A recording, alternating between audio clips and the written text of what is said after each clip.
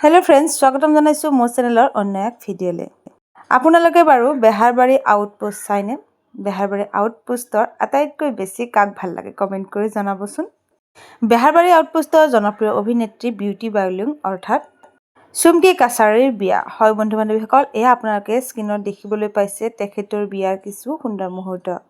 যোৱা দুদিনমানৰ পৰা এই ফটোসমূহ খুব বেছি ভাইৰেল হৈ পৰিছে আৰু সকলোৱে তেখেতক শুভেচ্ছা জনাইছে। লগতে আন বহুতে আকৌ তেখেতক জোকাইছেও, তুমি বাৰু কিমান বাৰ বিয়া হোৱা বিউটি বাইদেউ? পিছে বহুতে জানিবলৈও বিচাৰি আছে এয়া বাৰু সঁচা বিয়া নে আকৌ অভিনয়ৰে বিয়া।